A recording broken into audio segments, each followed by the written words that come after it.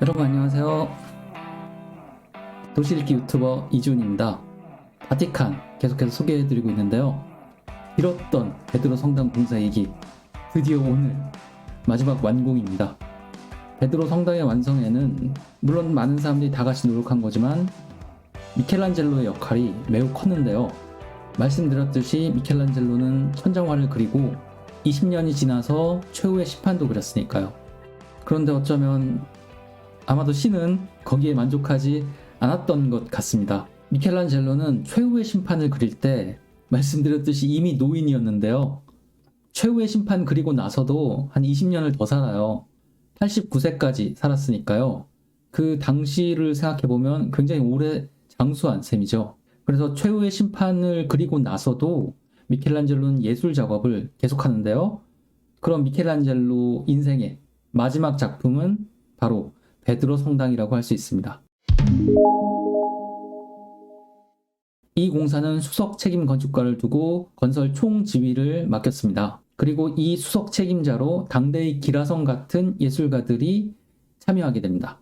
그런데 말씀드렸듯이 이 공사를 진행할 때 세상이 매우 혼란스러웠어요. 이 공사한다고 돈을 모으려다가 면죄부 팔고 그러다가 종교개혁이 일어나기도 했고요. 또 로마가 약탈을 당하기도 했고요. 그런데도 이 공사가 계속 진행이 되었는데 결국에는 감당이 안 되는 상황에까지 온 거죠. 그 공사가 워낙 엄청난 규모이다 보니까 이 비용 충당이 안 되었던 거죠.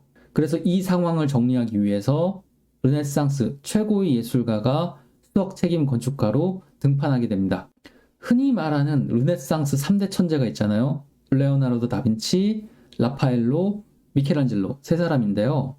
말씀드렸듯이 라파엘로는 이 베드로 성당 공사를 지휘하다가 젊은 나이에 사망했고요. 레오나르도 다빈치는 라파엘로가 죽기 1년 전에 이미 죽었어요.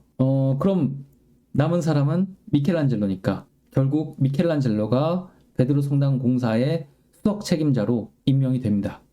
미켈란젤로가 최후의 심판 그림을 완성한 게 1541년이었고요. 그리고 나서 한 6년 정도 있다가 1547년부터 베드로 성당 공사의 총 책임자로 임명이 됩니다. 그리고 17년 동안 베드로 성당 공사를 총 지휘하게 되는데요. 미켈란젤로도 역시 이 공사를 맡았지만 완공을 보지는 못하고 세상을 떠나게 되었습니다. 미켈란젤로도 다른 전임자들처럼 죽을 때까지 이 공사에 매달렸던 거죠. 사실 미켈란젤로가 처음 공사 책임자로 임명이 되었을 때는 본인이 지원한 것도 아니었고요. 교황청에서 임명이 된 건데 처음 임명됐을 때는 별로 안 좋아했다고 그래요. 왜 안 그러겠어요. 이미 미켈란젤로는 천정화도 그렸고 최후의 심판도 그렸잖아요. 그 걸작을 2개나 바티칸에다 바쳤는데 공사 책임까지 하라 그러니까 탐탁지 않아 했다고 그래요. 그런데 한편으로는 미켈란젤로가 약간 그 책임감, 희생정신 그런 게 좀 있어요. 나쁘게 말하면 호구를 잘 잡히는 거죠. 미켈란젤로 개인사를 보면 좀 더 안타까운 게 미켈란젤로가 조각가로 워낙 유명하다 보니까요. 워낙 성공을 한 거죠. 돈을 많이 벌었을 거잖아요. 그러면 가족들이 아버지랑 동생들이 그 돈 다 가져갔다 그래요. 요즘도 연예인들 중에 돈 문제 때문에 가족들이랑 좀 안 좋게 되는 경우들 있잖아요. 아무쪼록 잘 해결되시길 빕니다. 아무튼 미켈란젤로 이 사람 인생이 좀 그래요.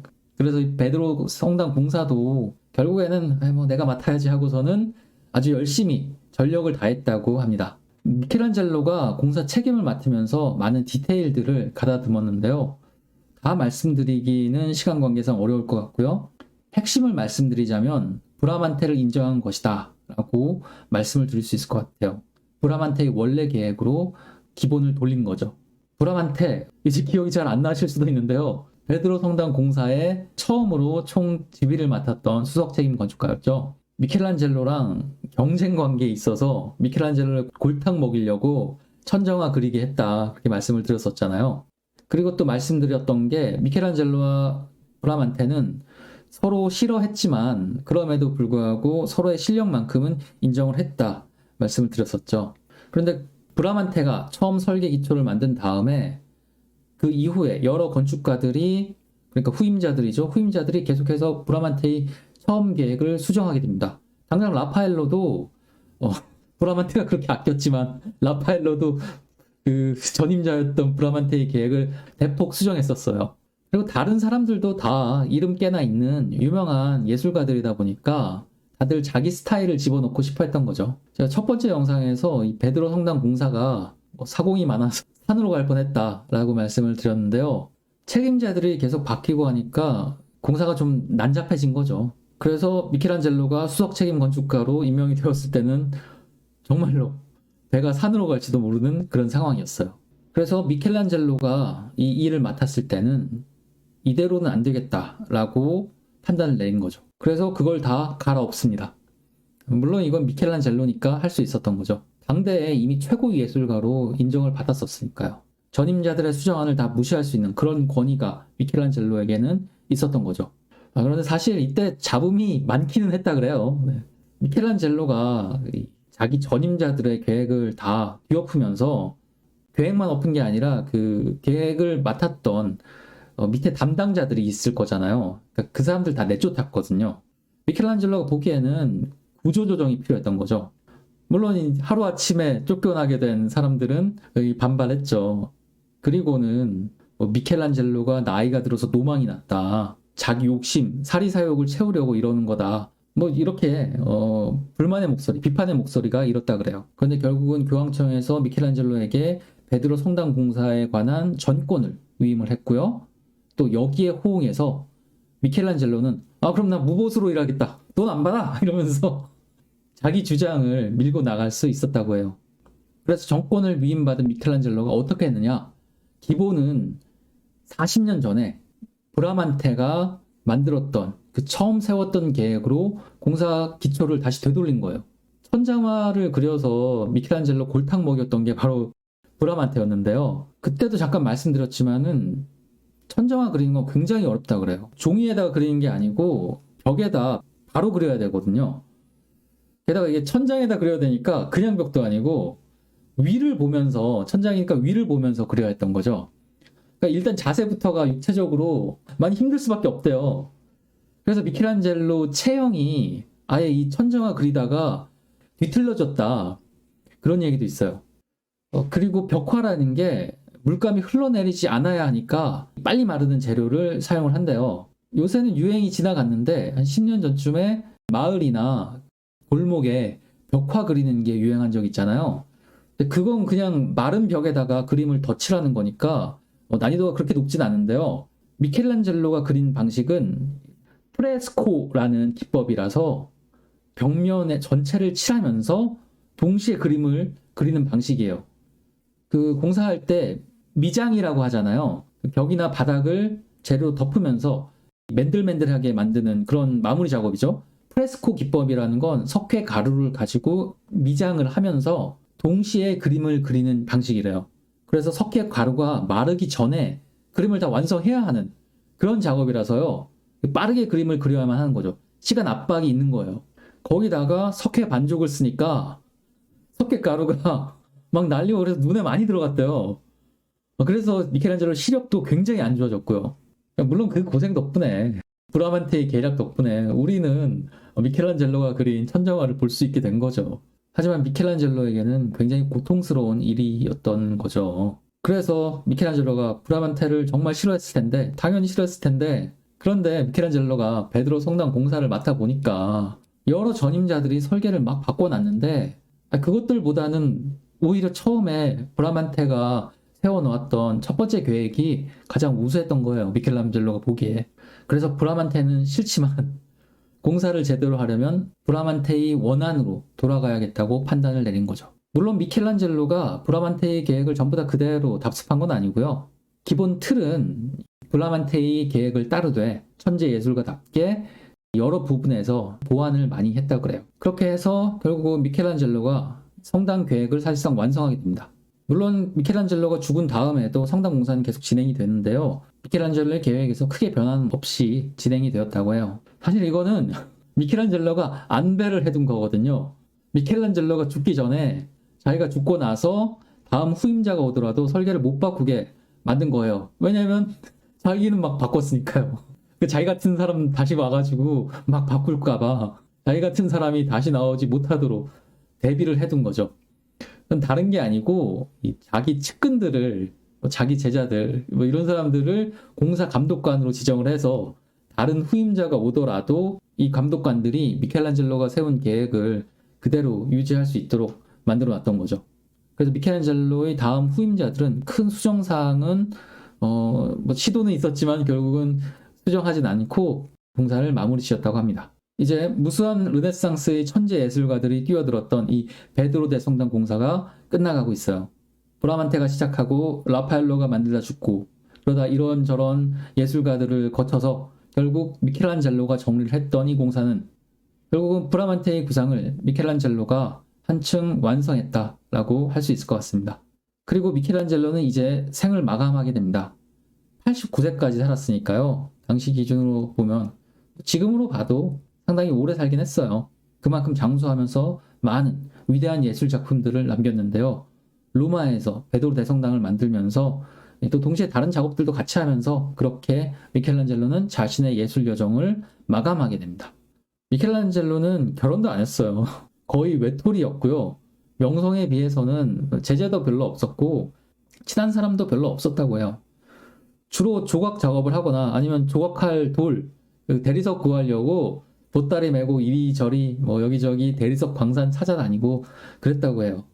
로마 그리고 바티칸을 얘기하면서 이 위대한 예술가 미켈란젤로의 삶의 마지막 부분을 말씀드리게 되었네요.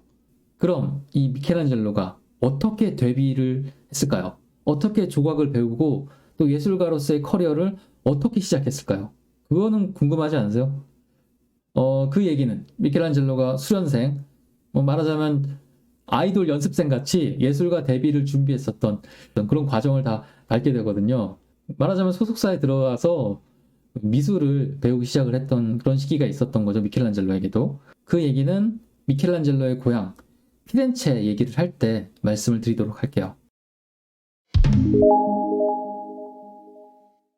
네, 아직 오늘 영상 끝난 거 아니고요. 물론 시청해주신 분들은 뭐가 나왔냐, 미켈란젤로가 공사 계획 완료하면서 사실상 끝났다고 하지 않았냐 생각하실 수 있는데요. 화내지 마시고요. 베드로 대성당에서 그 성당 건물 자체는 이제 완료가 되어 가는 거죠. 그런데 이제 성당 공사는 마무리가 되어 가는데 다들 성당 짓느라고 신경을 못 쓰는 곳이 있었어요. 성당 앞에 광장인데요. 베드로 성당 건물 공사가 끝날 때까지 성당 앞은 그냥 공터처럼 별다른 게 없었대요. 그런데 성당을 거의 다 짓고 나 보니까 앞에 광장도 좀 근사하게 지어야 하잖아요. 그래서 성당을 완성하면서 성당 공사를 마무리하는 사람이 앞에 광장까지 다 지어야 하는 상황이 된 거죠. 그래서 베드로 성당 공사를 마무리하고 또 그 앞의 광장까지 이 베드로 성당 일대의 공사를 완전히 끝낸 정말로 완공한 사람은 누구였느냐? 말씀드렸듯이 이 베드로 성당 공사는 당대 최고의 예술가들이 투입이 되었는데요. 공사 기간이 120년이 넘게 걸렸다 보니까 공사 처음 시작할 때는 르네상스 시대여서 르네상스의 천재 예술가들이 건축을 맡았었는데 공사 기간이 길어지다 보니까 완공될 때는 예술사적으로 바로크 시대에 접어들게 된 거죠. 그래서 베드로 성당 공사의 마무리 단계에서는 바로크 시대의 천재 예술가가 등판하게 되었습니다. 바로크 시대 최고의 거장, 몇 번 말씀드렸던 바로 베르니니가 베드로 성당 공사를 마무리하게 됩니다. 베르니니는 1629년부터 수석 책임 건축가로 베드로 성당 공사를 맡았는데요. 베르니니의 임무는 무엇보다도 성당 앞의 광장을 건설하는 데에 집중이 됩니다. 사람들이 베드로 성당에 오게 되면 사실 처음 보는 건 이 광장이니까요. 그런 점에서 보자면 이 광장 건설이 성당 공사의 마지막 활용 점정이라고 할 수 있습니다. 그래서 베르니니도 천재 예술가였지만 그럼에도 이 광장을 만들기 위해서 굉장히 고심을 많이 했다고 해요. 그래서 베르니니는 여러 방안을 고민하고 제출했었는데요. 결국 최종 승인이 된 아이디어가 현재의 모습대로 타원형으로 된 광장을 건설하는 것이었습니다. 이렇게 위에서 보시면 광장의 모습이 타원형인 걸 확실하게 보실 수가 있어요. 여기에 보시면은 한쪽 성당으로 오는 쪽은 열려 있잖아요. 이건 베드로 성당에 오는 사람들을 교회가 품어준다는 의미를 형상화한 것이라고 해요. 이쪽 길을 통해서 광장에 들어오게 되는데, 그러면 이 양쪽의 기둥들이 마치 양팔처럼 교회를 찾아온 사람들을 맞아주는, 품어주는 형태인 거죠. 그리고 위에서 보면, 하늘에서 보면 광장 모양이 열쇠 구멍 모양이잖아요. 왜 열쇠 구멍을 만들었겠어요? 당연히 천국의 열쇠를 상징하려고 그런 거죠. 예전 영상에서도 말씀드렸지만 첫 번째 교황은 베드로였고요. 베드로가 초대 교황이 된 건 예수님께서 베드로에게 천국의 열쇠를 건네주셨기 때문이죠.